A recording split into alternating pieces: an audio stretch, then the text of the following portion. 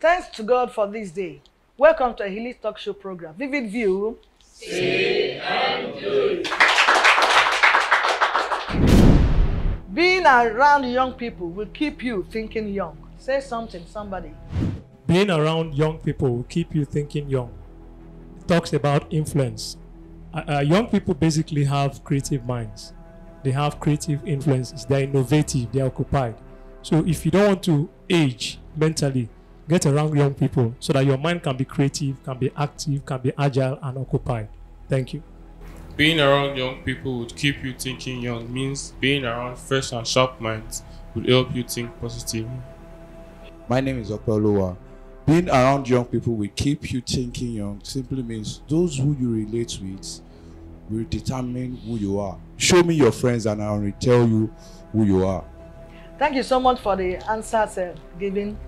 We're actually talking about age disparity. It means that the elderly one should also surround himself with young people. I know we have age grades. Old man want to relate with old man, but at the same time to try and relate with the younger one so that he can think like them and take some certain things from them. For instance, we're in the age of technology. The young people, they are very creative, they are very innovative, they have the energy, they can also have good suggestions. So if you surround yourself too with young people, you will be able to learn as an elderly man or as an elderly woman. And then, but that would not mean that you will not correct them where you see them going wrong. You need to correct them. And of course, they will see you as a mentor.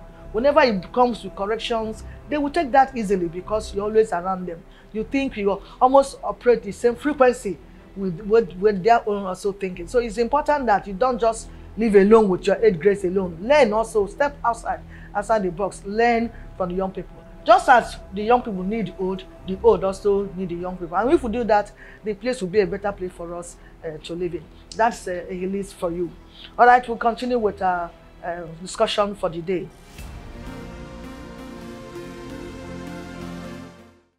Indeed, the youths are the horsepower of society and the nation at large.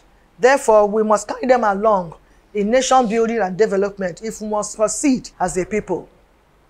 The topic for discussion today is influencing youth via positive governance. We shall go for a break now. When we come back, the guests will be introduced. Please don't go away. Vivid View, say and do it.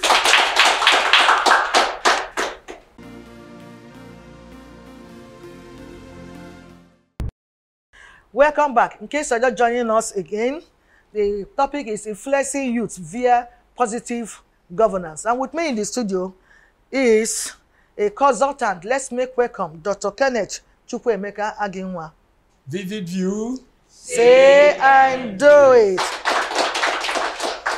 Before discussion proper, please follow us on social media handles as displayed on the screen.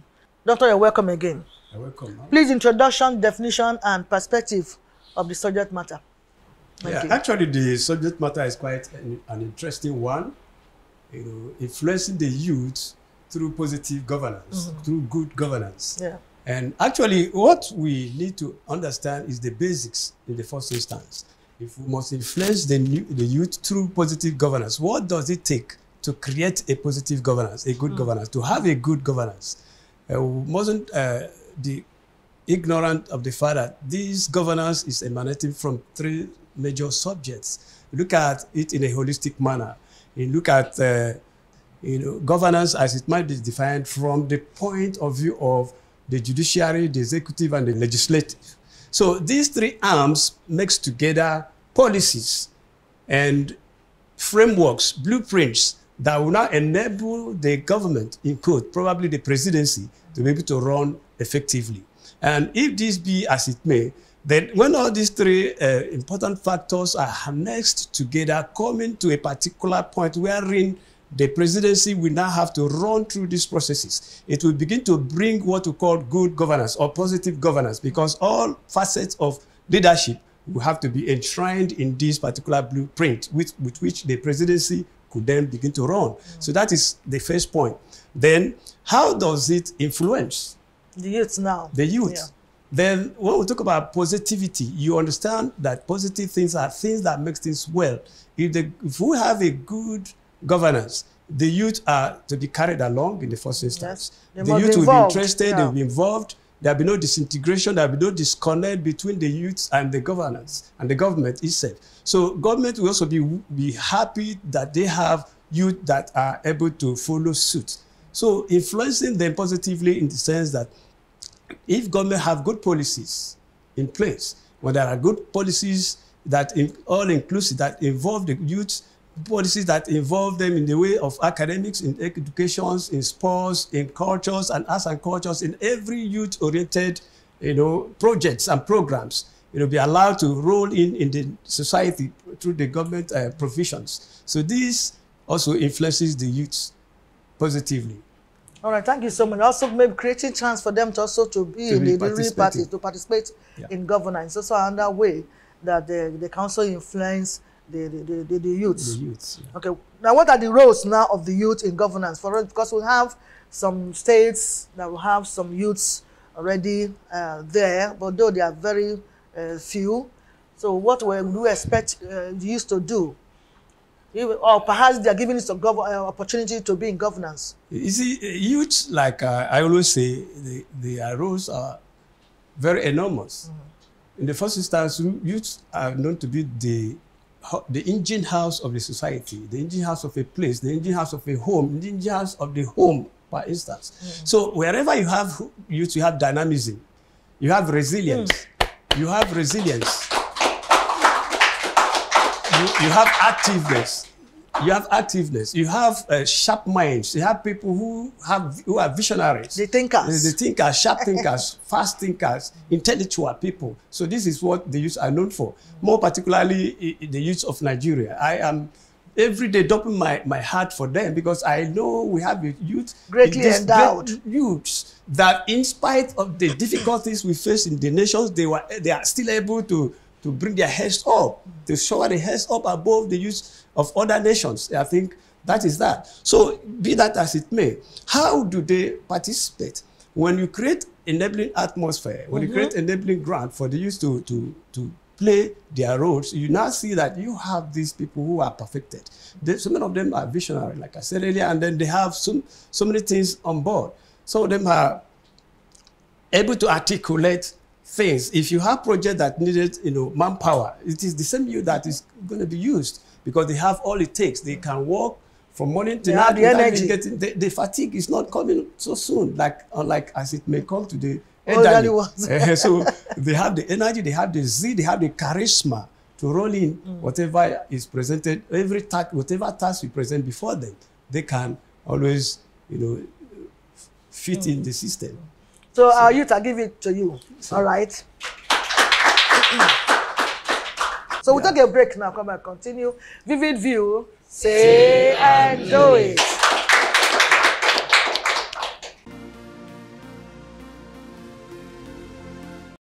All right, welcome back. We are still discussing influencing youth via positive governance. That takes me to the next question, Doctor.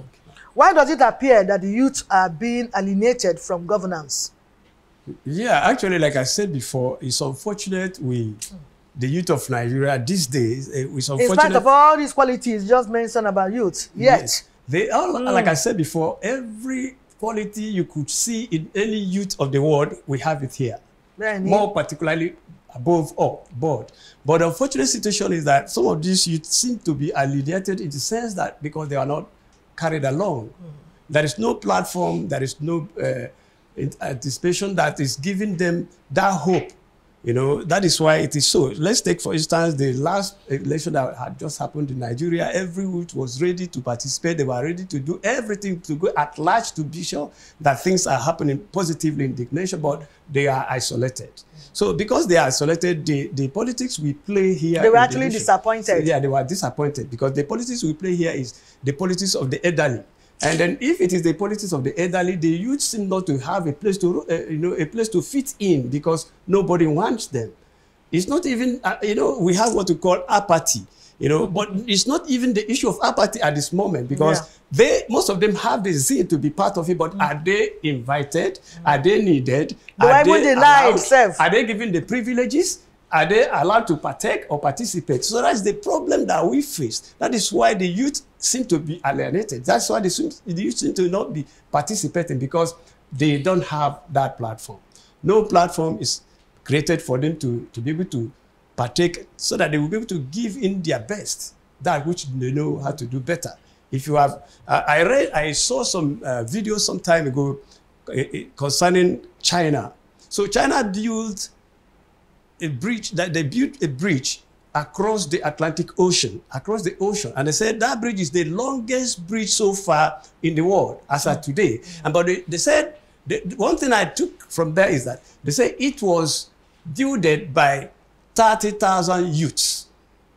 So you can imagine. So what the youth is waiting for is, as the leader or as the government, create an enabling atmosphere, give us a vision and let us run it. Yes. So in that country, China was able to create a vision and then place it down for their youth to run. 30,000 youths engaged. That is to say, how do they manage to pass through the oceans, pass through all the processes, the rigorous, all that takes until the bridge is done? Because they are resilient, because they are willing, because they have the manpower. Because they have the manpower, they are interested, they are patriotic. So in Nigeria, we don't have patriotism in the sense that there is nothing that will entice them, no motivational concept that is coming from the government, in quote, to be able to enable this youth to partake in anything that is governance in Nigeria. So that tends to make the youth not be able to place their role as it may need. You know, that reminds me, some time ago, they said there are some female engineers in Nigeria that came up and said that government should give them what it takes. They can repair our refineries. Yes. When this first subsidy came on board, females, they cannot themselves in Nigeria said, let government give them what it takes. They can fix our refineries. If you look at that, so you can imagine. So youths can actually lead that, but have government yielded to that? No. If you look at that, you can also discover that these youths, female youths who are engineers, who had this acumen, they are self-made, probably with the effort of their parents, with the effort of their helpers on their own, not government input, no atmosphere of government help or assistance of any sort. But these people are challenge the government. They are still willing to aid their own hands into the development of the nation, but nobody gives them this privilege. No. It's unfortunate. And I'm saying that, and that makes me to say, is it actually a crime? And I ask it upon Nigeria, is it actually a crime to be a youth in Nigeria? Is it a crime? Because we elderly, we're not once youth. We are youth. We are all in the country. We move around the roads. I took, for example, the other day I was just going, I think, to Abuja or so. In some little places you go, you see some of these security uniform men, and then they flag a vehicle down, and then they look into the vehicle when they see 1, 2, 3, 4 youths. They say, you come down.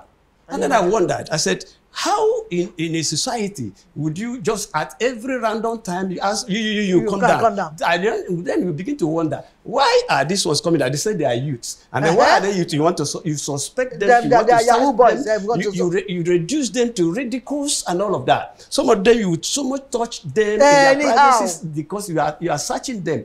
I think you are giving these youths, you are demoralizing them. Exactly. They are going under trauma. So is it a crime to be a youth in Nigeria? And they're losing hope and confidence in our nation. That because there is no good and positive governance. If there were, I think those things were not supposed to be happening. I think it's high time our government listen to the youths and really place them where they belong. They have a lot to offer. The government will have not youth-oriented. At the moment, for some decades now, we don't have youth-oriented government. So I laugh in vernacular. All right, so that's exactly what we're talking about, really. We have a lot of potentials in our youths. Yeah, so much of that. We have a lot of potentials in our youth, and they should be given opportunity to lead. They should be given opportunity to hold important positions in Nigeria. They have that knowledge. Yes. When you look at these youths, Nigerian youths, when they travel abroad, you see them do excellence, doing great exploits. Perfectly well. Doing great exploits. People, acknowledge them for their strength, for their energy, for their resilience, and most importantly, they're also faithful. Yes. in discharging their duties. Very diligent, as you see Nigerian youths. But unfortunately, the political class is trying to turn some to hoodlums, trying to turn some in terms of political exactly, and all of that. But, yes. but they are to they a use minimal them for their studies and whatever. of that. They are not actually the main youth that we are looking at, but don't even know they are youths. The youth also rise to the responsibility and see how they can bring themselves together and teach them. Even these hoodlums, those who do not belong there, you can still talk to them, make friends and say, look, oh, you're not supposed to be here, you're not supposed to belong here. Why will you be accepting to do evil when they're using us, or man, they're using us? How much are they going to give you? Peanuts. They give peanuts to go and kill, give peanuts to go and lose so many, commit so many havoc. So you can talk to yourself. You know them in your community, you know them in your areas. Instead of giving them, hailing them, hey, area boy, you're going to shake head. See that area boy down and talk sense to him so that you understand that he's also wasting his own youth. He's wasting his own youth life. His usefulness. So yes. I think it's important we also let them understand. Because some of them don't understand. They just feel 3,000 is okay. They can smoke. Most of them are overwhelmed by the essence that there is no food in the land. And so the little peanut they give them, they are satisfied. Of course, you know, the background from where they come from, and they have been brainwashed continually. Yeah. So they have been brainwashed. We need to change their mindset. We actually that little what they give has nothing to do at all. But by the special grace of God. So we'll take a break now. Come back, continue. Vivid View, say and do it.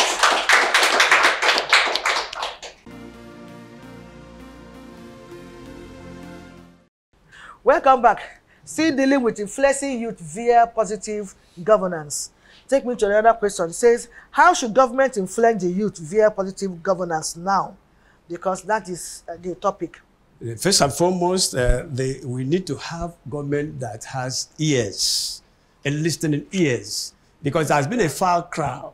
Very long for ages. Time after time, yes. Time after time, we've been crying for the one tenure to another tenure, just like that. When I was a young boy, I was told that we were the youths, the leaders of tomorrow. But tomorrow is coming, has come, is continuing to come. I have not seen some of us be the leaders. Because we have been leaders in our individual platforms, our individual strengths and abilities. Basket Mouth cried in social media a few days ago. I don't know how many of you saw it in WhatsApp.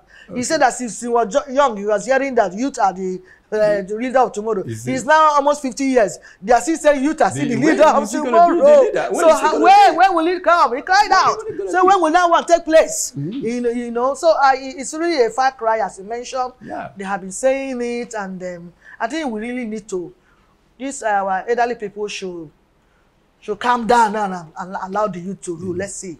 But if they refuse to calm down, what happens? But the issue is that I think like what happened some years back when we have the enzymes syndrome. And I wish if the youth of this day will leverage on that. There was a movement, though we called it obedient movement. So let them combine the enzymes movement, the obedient movement, and the movement that Dr. Kenneth is profiling to say that's the one that we're talking about.